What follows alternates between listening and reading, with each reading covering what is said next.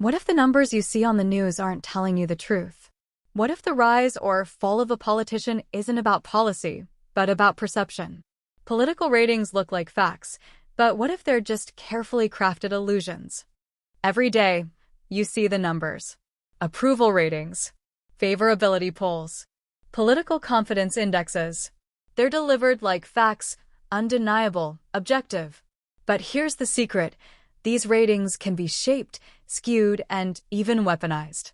In modern politics, numbers are currency. A 2-point gain can win airtime. A dip can sink donations.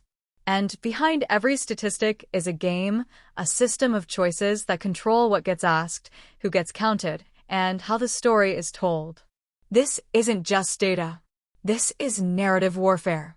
Today, we expose the hidden war behind political ratings and reveal why the numbers you trust might be doing more than informing you.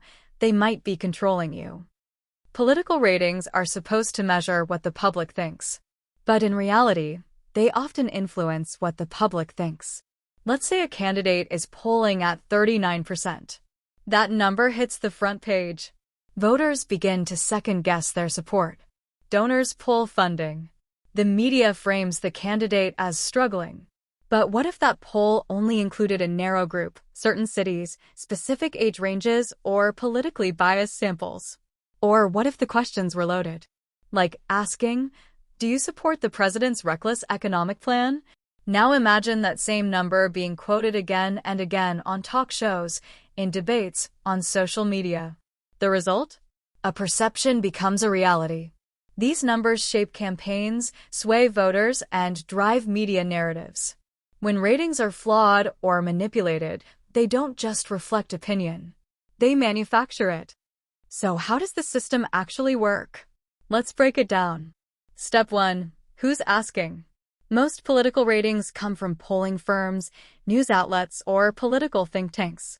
Some are neutral. Others are backed by lobbyists, donors, or partisan groups. Step 2. Who's being asked? A typical political poll surveys around 1,000 people. But how that group is selected makes all the difference. An urban-heavy sample will yield different results than one leaning rural. And that's not always accidental. Step 3. The wording. Questions can be phrased to guide responses. Compare. Do you support increased defense spending? Should we cut funding from education to buy more military equipment? Same topic. Very different emotional triggers. Step 4. Reporting the result. Let's say 5 polls are conducted. 3 favor one party, 2 favor the other. Media outlets will often highlight the one that aligns with their audience's bias. The most dramatic number gets the spotlight, regardless of the full picture. What we're left with is a loop. Biased polls get exaggerated coverage, which shapes public opinion, which shifts polling again. It's not data, it's strategy. Here's a real-world example that changed history, the lead-up to the 2003 Iraq War. In the months before the invasion, approval ratings for military action soared. Polls claimed over 70% of Americans supported the war. That data was used by politicians to justify the invasion. But behind those numbers were major problems.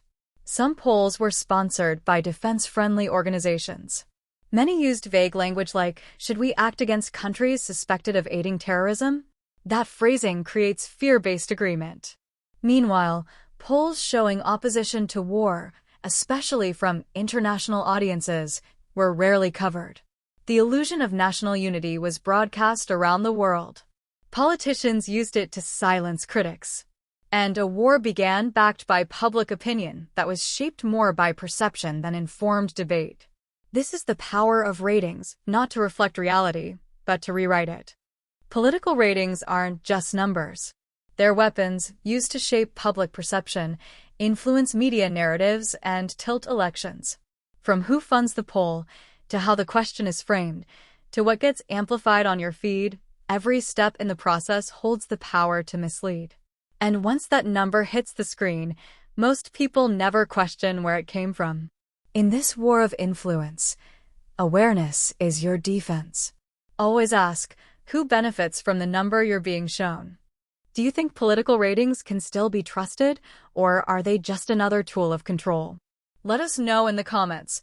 And check out our next video, How the Media Scripts Political Reality. You won't see the news the same way again.